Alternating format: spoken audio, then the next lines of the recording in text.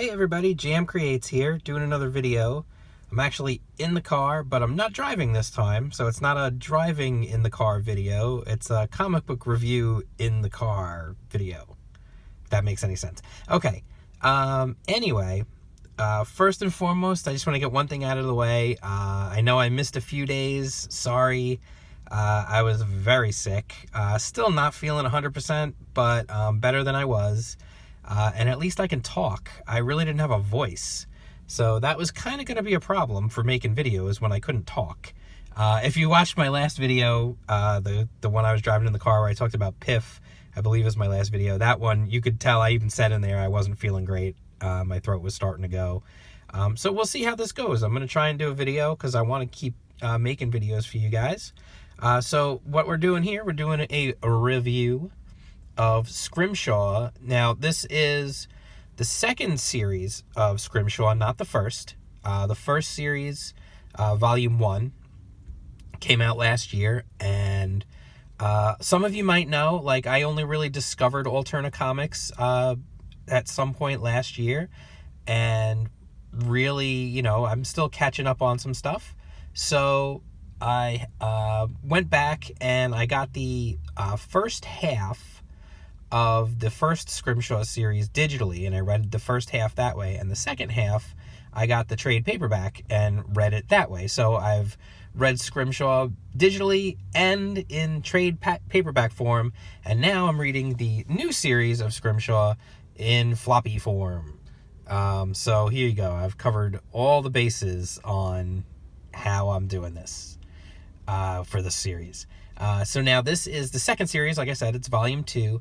My understanding is that Scrimshaw was intended to actually be Alterna's first, like, monthly book, and then they decided against that, so they're going just, like, seasons, essentially. So look at it like a TV show. Like, this is season 2 now. Tears of the Sonoran Sea, Scrimshaw, issue 1, volume 2. Love this cover. Setting sail for new horizons. It's just got really cool art. Like, Scrimshaw, if you don't know, has an incredibly unique art style. Super, super unique. It doesn't look really like anything out there. So here we go. We're going to do this on the lap. This is like old school DNC style right here. Let's see, maybe I can I'll just do it in the lap. That's all. You guys will just have to deal with it. And no, I'm not putting a lap hijab on. I'm not your boy. So anyway, great cover. Like, really grabs your attention. Now, again, it's not like, a lot of covers now are pin-up covers. There's not a lot of, like, hey, this is going to set the scene for what's happening in this issue. And this is kind of in that form, but it does grab your attention. It's very attention-getting. So at least, I give it props for that. It's just a cool piece of art. So anyway, they give you, which is nice, they give you a little, like, rundown on what happened previously. Because, listen, people are going to jump in on this now, and maybe they didn't read the first. So basically what we've got here, I'll give you, like, basically it's in the future, and corporations are, tell me if you've heard this before, but it's in the future, and corporations have kind of are running the governments and everything. And, okay, so that's not really new. What is new about this book, to me at least, is the setting, the aesthetic and everything. The first series took place mostly in the Pacific, and mostly in the Asian Pacific. And it was all about this crazy octopus that had, like, hallucinogenic, like, ooze or whatever. It was like this crazy, like, genetically modified thing, and they got it, but then at the end they eventually let it go. But it did get the captain, and it kind of affected him in a pretty trippy scene at the end of the first series. And I would recommend going back and getting the first series, because it's actually really good. Like, I really do enjoy this series. And even this is nice. Like, they give you a little, a little thing on the side here with Captain Hans Tanaka. It runs through the crew. Katsuko Tanaka, that's his wife.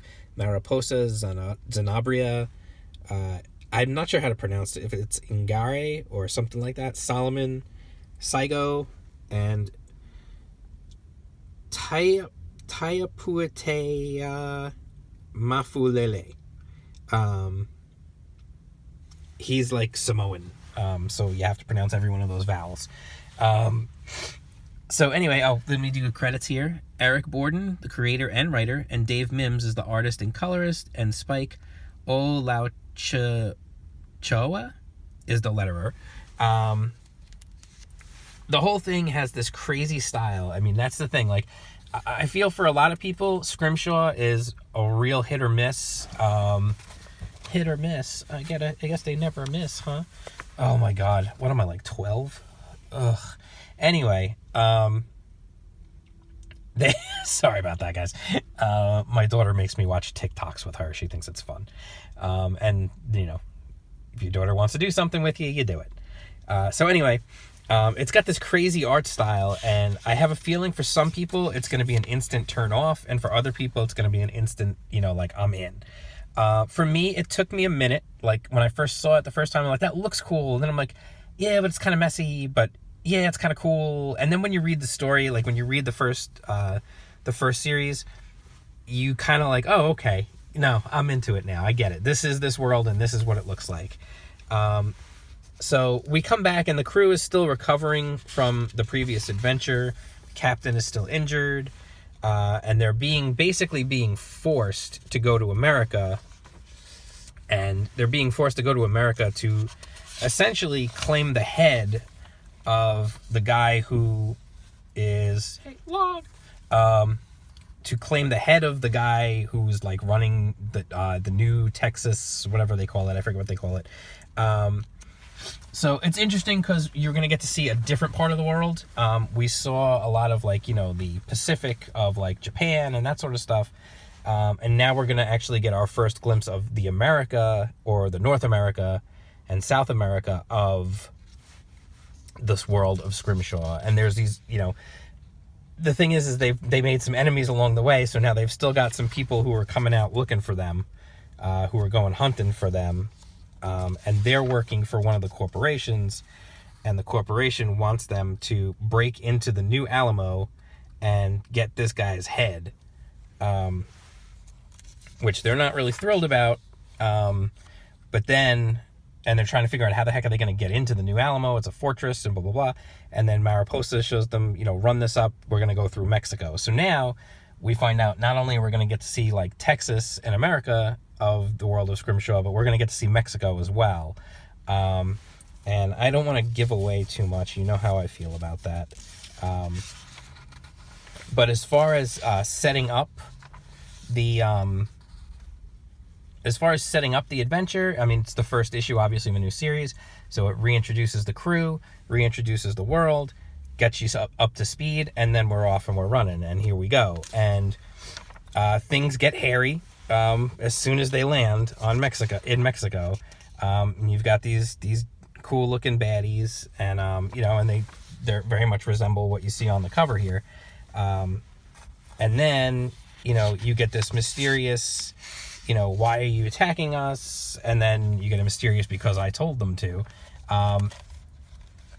And, you know, we're off to the races, and here we go. And the issue 1 and issue 2 are already out. So, because obviously I fell behind from being sick and some other stuff going on. So my reviews kind of fell behind a little bit. But anyway, so issue 1 and issue 2 are both out. I'll review issue 2 as well. I haven't read it yet. I will. And I'll review that as well. But I just wanted to get this review up so you guys can see. Issue 1, definitely worth jumping on. I think it's a good jumping on point, even if you didn't read the first series.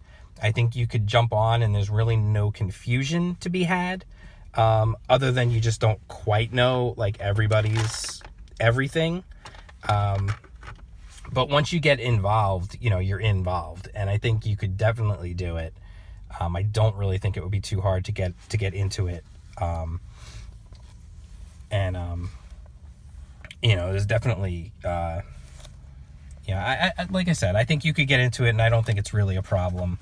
But I would recommend going back and reading the first series, just because I really enjoyed the first series, and I think it's worth a read. If you're gonna go ahead and jump in on the new volume 2, I would certainly, go for it. You could do that, and then when you get a chance, go back and catch up on the old one.